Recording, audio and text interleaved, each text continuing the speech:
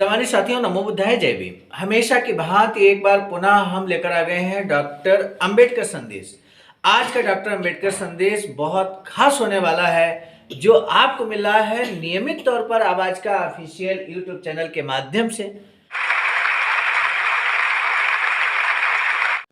तथागत बुद्ध कहते हैं, अप दीपो भव, अपना दिया स्वयं बनो। बाबा साहब कहते हैं कि धर्म कर्तव्य का दूसरा नाम है। हम अपनी जिम्मेदारियां और कर्तव्यों को पूरी निष्ठा से निभाएं तो हम सच्चे धार्मिक हैं। बाबा साहब के इसी सुंदर से कोटेशन के साथ शुरू करते हैं आज का डॉक्टर अंबेडकर संदेश, जो कि प्रसारित किया जा रहा है स्थान Buddha Bodhisattva Ambedkar international centre, BBAIC, Sarnath, Varanasi, राज्य उत्तर प्रदेश, देश भारत से है। आज का विषय बौद्ध धर्म के अलावा अछूतों के उद्धार का कोई और रास्ता नहीं है। बाबा साहब स्पष्ट तौर पर यहाँ पर कहते हैं। बाबा साहब डॉक्टर अंबेडकर संपूर्ण भाग में खंड 40 प्रश्न संख्या 184 से 185 तक लेकर हम आ गए हैं शानदार डॉक्टर अंबेडकर संदेश। सम्मानित साथियों, दिनांक 10 जून 1950 के दिन डॉक्टर बाबा साहब अंबेडकर का एक टाउन हॉल का समारोह पूरे सिलोन शेड्यूल कास्ट फेडरेशन की ओर से आयोजित किया गया था। सिलोन के एक्सप्रेस का बड़ा समुदाय समारोह में उपस्थित था। इस अवसर पर डॉक्टर बाबा साहब का सम्मान किया गया। जवाब में अपने जाति बंधुओं को संबोधित करते हुए बाबा साहब ने कहा, सिलोन बौद्ध धर्मियों का देश है। बौद्ध धर्म स्वीकार करने में ही अस्पृश्यों की मुक्ति का मार्ग है। इस बात का मुझे पूरा यकीन है। इसलिए मुझे लगता है कि आप एक तरह से सौभाग्यशाली देश में हैं। सिलोन की बौद्ध धर्मी जनता से मैं कहना चाहता हूं कि अस्पृश्य वर्गीय बंधुओं को आप मन से जोड़कर बौद्ध धर्म में शामिल कर लें और अपनाए हुए बच्चे की तरह उनके हितों की रक्षा करें। केवल सिलोन के बारे में बोलना हो तो मैं कहूँगा कि सिलोन बौद्ध धर्मी देश होने के कारण यहाँ अस्पृश्यों का संगठन बनाकर आपको यहाँ अलग से संगठित होने की ज़रूरत नहीं है। भारत में शेड्यूल कास्ट फेडरेशन है, इसलिए आपको उनका अनुकरण करने की ज़रूरत नहीं है। बौद्ध धर्मी देश में खुद को अस्पृश्य समझने की ज़रूरत नहीं है। क्या आप खुद को अस्पृश्य समझें? क्या आपकी यही पहचान हो? सोचने जैसे हालात अब पैदा हुए हैं। हमें राजनीतिक अधिकार मिले, विधिमंडल में हमें जगह मिले और समाज हमारे साथ समानता का व्यवहार करे। इसलिए भारत में हम इस बारे में लंबी राजनीतिक लड़ाई लड़ रहे हैं। हमें अभी सफलता नहीं मिली है। इसका मतलब यही है कि राजनीतिक संग्राम से हमें अभी मुक्ति नहीं मिली है।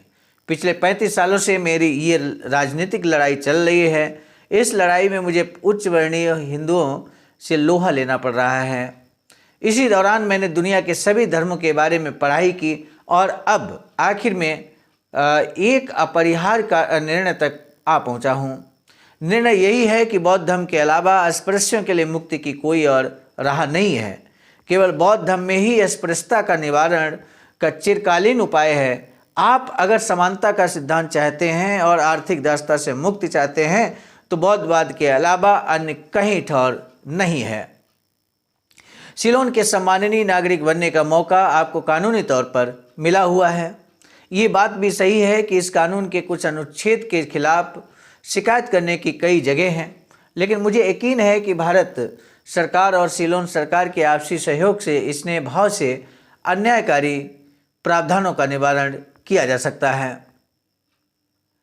आज का बाबा साहब का ये स्पीच जो बाबा साहब ने दिया, आपके समक्ष हमने उसको प्रस्तुत करने की कोशिश की, जो कि आप देख सकते हैं कि यहाँ बाबा साहब ने 10 जून 1950 के दिन शानदार स्पीच दिया और क्या कुछ बताया कि अगर बात की जाए अस्पृश्यों की, तो अस्पृश्यों के उद्धार के लिए, अछूतों के उद्धार के लिए बौद्ध धर्म के अलावा कोई दूसरा मार्ग नहीं है। ये बात बाबा साहब स्पष्ट तौर पर कहते हैं।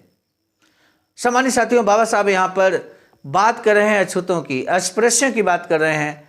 तो बाबा साहब अक्सर इस बात को हमेशा कहते थे कि एक वैचारिक सेंटर भारत के अंदर निर्मित हो और जहाँ पर बुद्धिजीवी लोग एकत्र हों, कार्य योजना बनाए, रणनीति बनाए, जिससे अछूतों और अस्पृश्यों पर हो रहा अत्याचार, यूँ कहें कि बहुजनों पर हो रहा अत्याचार रुके।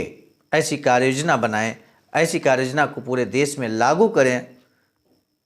तो इस तरह से बाबा साहब यहाँ पर इस हाल की जो आवश्यकता पर बल दिया था, आज वर्तमान में अगर हम बात करें तो बाबा साहब की इस महत्वपूर्ण जिम्मेदारी को अपने कंधों पर ले लिया है आवाज का BBS-3 आईडासा।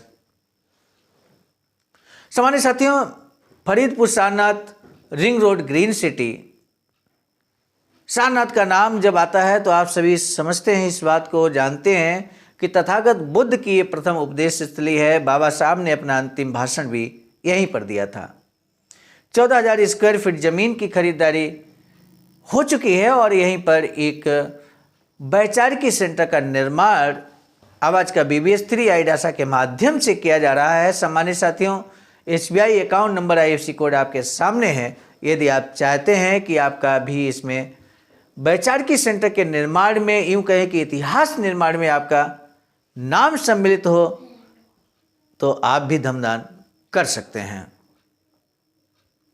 सम्मानित साथियों, आज का डॉक्टर अंबेडकर संदेश समाप्त करने से पहले हम आपको बता दें, आज का डॉक्टर अंबेडकर संदेश लेकर आए थे हम प्रेरणा स्रोत मिशन नायक बुद्ध मित्र मुसाफिर सर के मार्ग निर्देशन में, जो कि राष्ट्रीय महासचिव आवाज का अर्थात अखिल भारतीय अनुसूचित जाति जनजाति कर्मचारी कल्याण एसोसिएशन, संकलनकर्ता के रूप में परम आदरणीय विजय कुमार बौद्ध जी, प्रांतीय कोषाध्यक्ष आवाज का बिहार। आपके बगैर ये जो आप मैसेज रिटर्न में देख रहे हैं व्हाट्सएप के माध्यम से हमें प्राप्त होता है नियमित तौर पर, और हमें वीडियो बनाना आसान हो जाता है। प्रस्तुतकर्ता के रूप में मैं स्वयं सर्वजीत आर्या, राष्ट्रीय कोषाध्यक्ष आवाज का नई दिल्ली, अब आपसे विदा लेता हूं। नए डॉक्टर अम्बेडकर संदेश के साथ मिलूंगा, तब तक के लिए सादर नमो बुद्धाय, जय भीम।